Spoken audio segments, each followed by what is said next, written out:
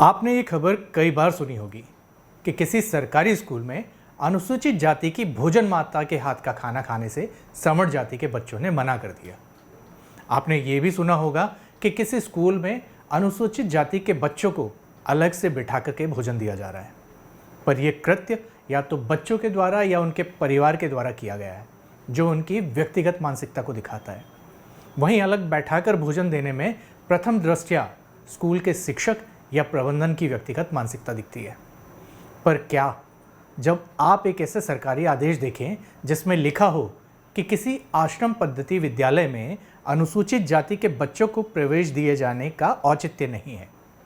जी हाँ, ऐसा उत्तराखंड के जौनसार भाबर क्षेत्र में हुआ है, जहां समाज कल्याण अधिकारी देहरादून के कार्यालय से जिले में समाज कल्याण विभाग द्वारा संचालित कुछ स्कूल के लिए एक आदेश निकलता है, जिसमें निदेशालय जनजाति कल्याण देहरादून उत्तराखंड के एक पत्र का और उसके साथ संलग्न शासनादेश का हवाला देते हुए जिला समाज कल्याण अधिकारी कहते हैं कि राजकीय आश्रम पद्धति स्कूल हरिपुर कालसी जिला देहरादून में वर्ष 2017-18 में महालेखाकार के संप्रेक्षा दल द्वारा लगाई गई आपत्ति के अनुसार संबंधित विद्यालयों में अनुसूचित जाति के बच्चों को प्रवेश दिए जाने का औचित्य नहीं है। असल में फेसबुक में राष्ट्रवादी रीजनल पार्टी के राष्ट्रीय अध्यक्ष शिव प्रसाद सेमवाल, जो कि एक पत्रकार भी हैं, उन्होंने एक पोस्ट डाली जिसमें उन्होंने इस मामले को उठाया और उत्तराखंड सरकार पर आरोप लगाते हुए कहा कि उत्तराखंड सरकार ने जौनसार भाबर के राजकीय आश्रम पद्धति विद्यालय में अनुसूचित जाति के बच्चों का प्रवेश प्रतिबंधित कर दिया है।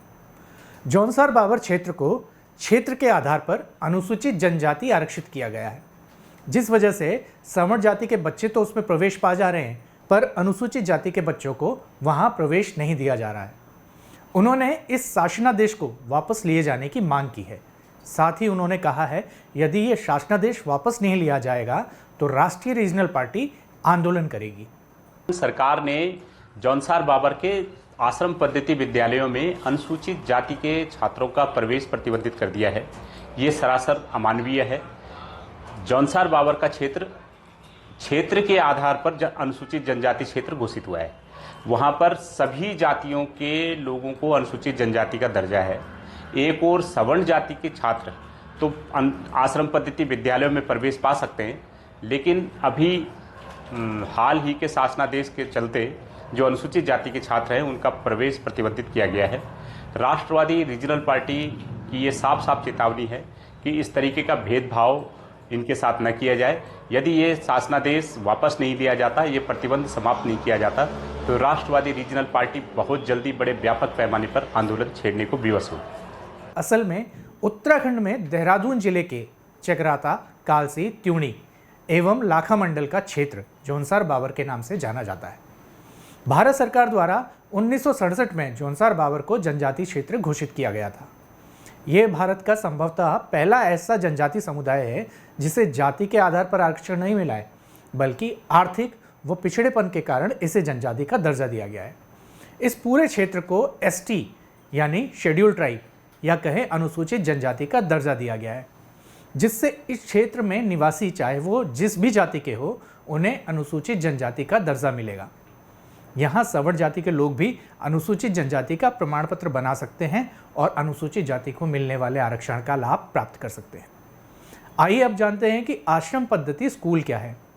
असल में अनुसूचित जाति के निर्धन छात्रों को शिक्षा उपलब्ध कराने के उद्देश्य से विभाग द्वारा समाज कल्याण विभाग द्वारा राजकीय आश्रम पद्धति विद्यालयों की स्थापना की गई।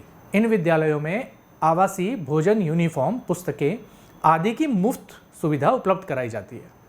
ये विद्यालय समाज कल्याण विभाग द्वारा चलाए जाते हैं।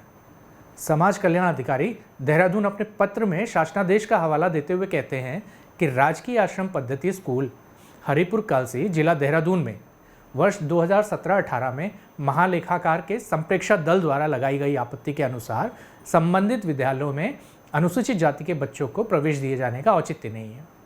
जब इस बाबत उनसे बात करने की कोशिश की गई तो वेबसाइट में उपलब्ध उनके कार्यालय के नंबर पर हमारे द्वारा कॉल किया गया, और जब कॉल किया तो इस नंबर पर this number does not exist का मैसेज सुनने को मिलता है। ये समाज कल्याण विभाग उत्तराखंड का सामाजिक सुरक्षा राज्य पोर्टल है। इस पे ऑफिसेस के नंबर दिए गए हैं। हम इसमें सबसे पहले ढूंढते हैं कि देहरादून का नंबर कहाँ पर है। जी ये रहा, DSW देहरादून का number 0135-265-1167।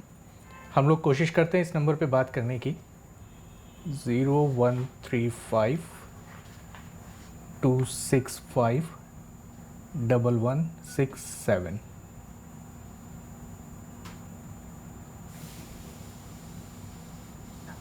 does not exist. Please check the number you have dialed.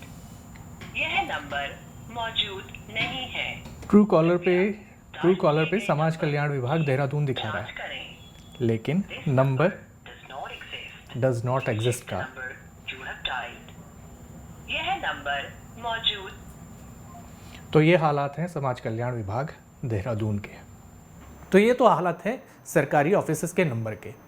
खैर उनका वर्जन तो हमें नहीं मिल पाया, पर हम फिर से कोशिश करेंगे और उनसे ज़रूर जवाब लेंगे कि जिस विद्यालय में सवर्ण जाति के छात्र क्षेत्र के आधार पर आरक्षण पाकर प्रवेश पा सकते हैं, वहीं पर वो छात्र जिनको संविधान ने जाति के आधार पर आरक्षण दिया गया था, वो प्रवेश क्यों नहीं पा सकते।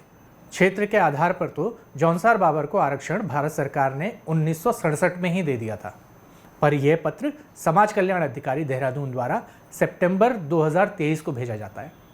तो इससे पहले अनुसूचित जाति के छात्रों को किस आधार पर प्रवेश दिया जा रहा था। हम सवर्ण जाति के छात्रों का क्षेत्र के अधिकार पर मिलने वाले आरक्षण से होने वाले प्रवेश पर सवाल खड़े नहीं कर रहे, बल्कि हम जानना चाहते हैं अधिकारियों से कि यदि पूरा क्षेत्र अनुसूचित जनजाति आरक्षित है, जहां सवर्णों को भी आरक्षण का लाभ मिलता है, वो किस आधार पर अनुसूचित जाति के छात्र को प्रवेश देने से प्रतिबंधित करते हैं, जबकि वो छात्र भी इसी आरक्षित क्षेत्र के हैं। इस मामले को लेकर आगे भी आपसे जुड़े रहेंगे। आप इस खबर पर अपने विचार कमेंट बॉक्स में ज़रूर लिखें।